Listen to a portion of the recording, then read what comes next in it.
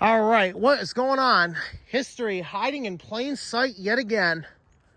Yep, Joe's HVAC Piano Fishing and Rail Fan Productions here, and today we're at the old Dalton station. Painted Horse Rail Productions, and I discovered more remnants of the old Dalton station, so we're going to take a look at them today. Here we are on the Delaware Lackawanna and Western Clark Summit Halstead cutoff, and this line was built between 1912 and 1915 to decrease travel times on the Phoebe Snow passenger train. And this line also allowed the train to travel twice as fast because there's not so many sharp curves and the curves aren't as sharp. So that's why the DL&W built this line, because they needed to decrease passenger travel time from Buffalo to Hoboken. So that's why this line was built. So to start off our little bit of historical video here, we're going to take a look at this to start the video.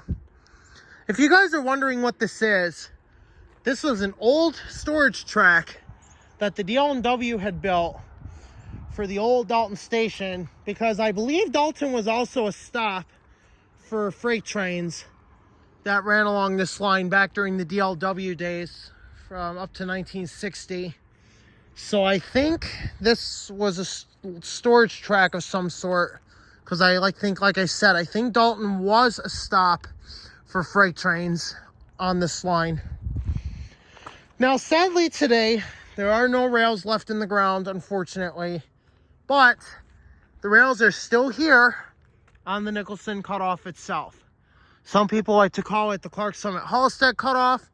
I use the terms interchangeably because some people will understand what I mean by Clark Summit Halstead cutoff, and some others might understand me better when I say Nicholson cutoff. So whenever I'm up here doing historical documentaries or historical videos where we document like historic stations and stuff like that that were once here, and some that are even still standing, you'll hear me using the terms interchangeably.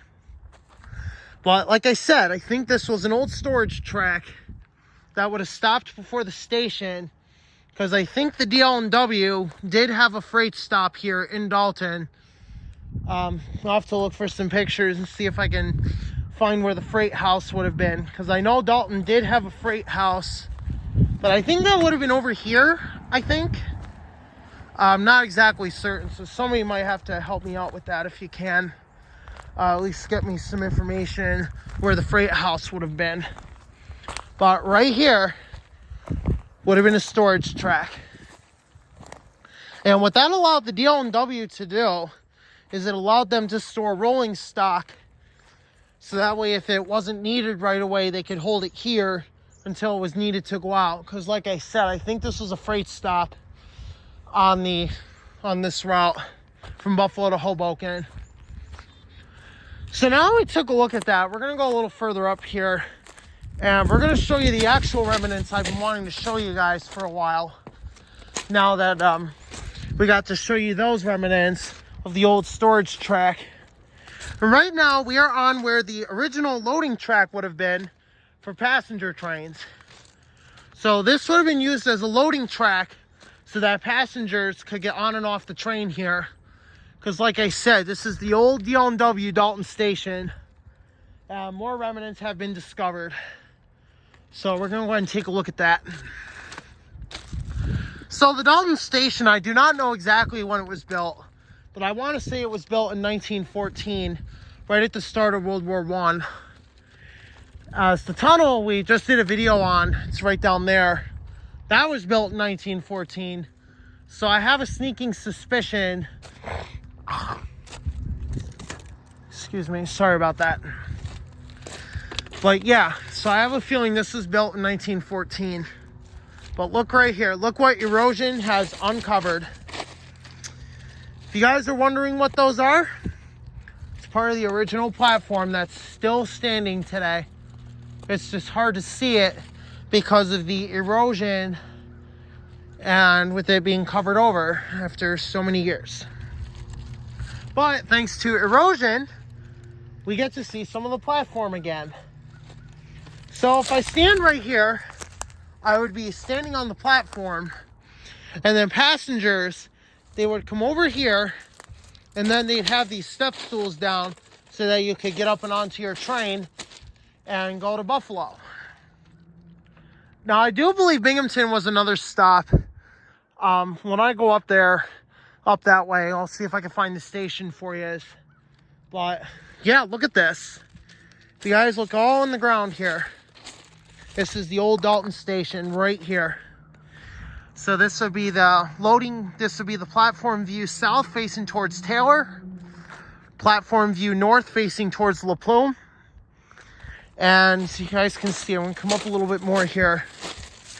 Look what the erosion has done. Right there, you can see the original platform. It's still here. Isn't that insane? I never thought the foundation would still be here. I never thought the platform was still here. It's incredible. It's incredible what erosion can uncover for you at the right time. So yeah, right here, like I said, we'd be standing on the platform right here.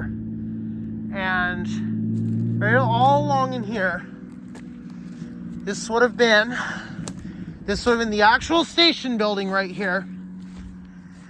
All along up to there, this would have been the old building station, which means that the station itself, this would be the building for it right here. So now we're going to get you a little bit of information on these rails. We're going to see when these mainline rails were laid, because you guys might not have seen any video. I don't think I did any videos regarding the actual main itself, but because this is a historical video, instead of saying we're at CP 661, we're going to use the DL&W milepost. We're at milepost 144, Dalton, PA.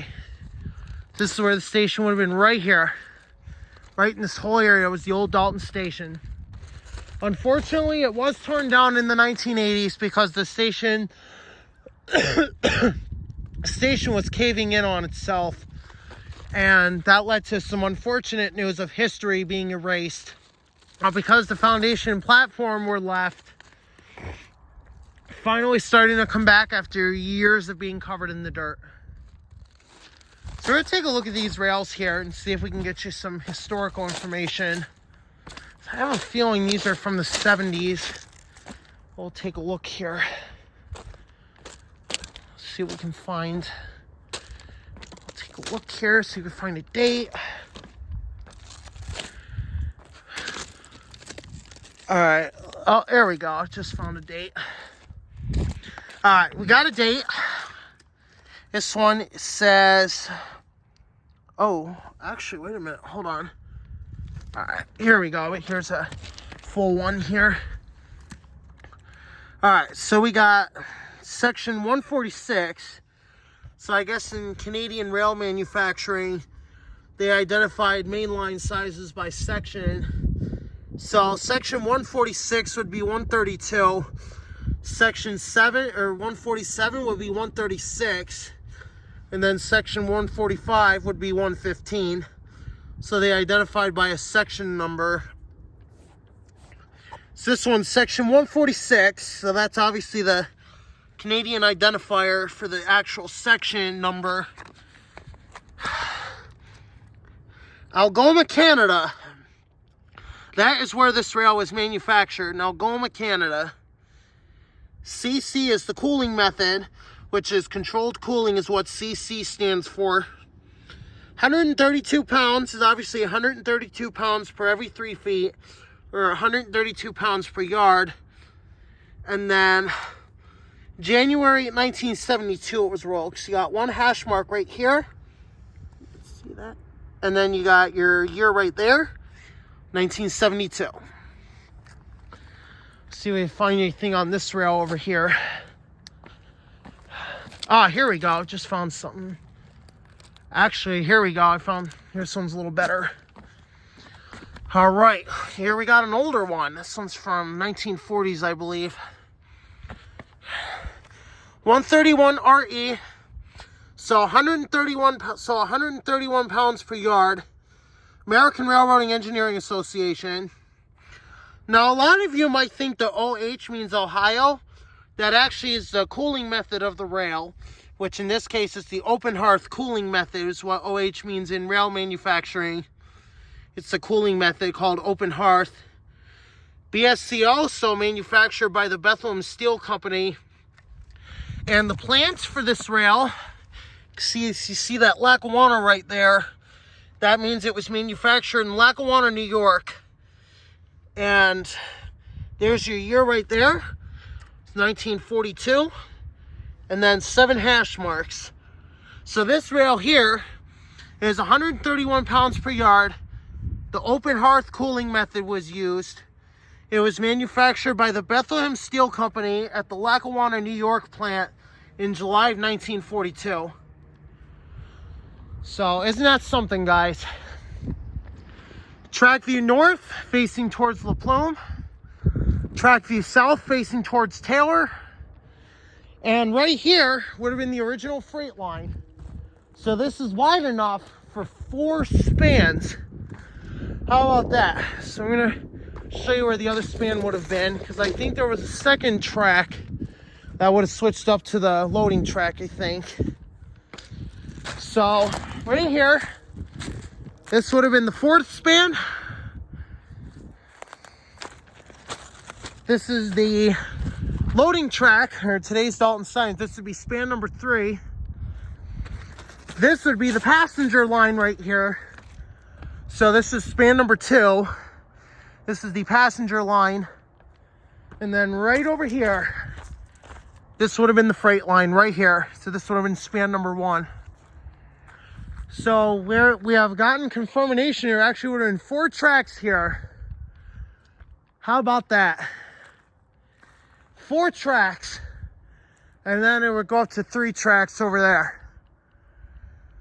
Isn't that something? Alright, so that's going to do it for this video. I hope you guys enjoyed. You guys got to see some more remnants painted horse than I discovered at the old Dalton station. And we got you some more historical information that I didn't know until I started looking around up here. And I saw there was enough room and confirmed that there was indeed a 4th span over there.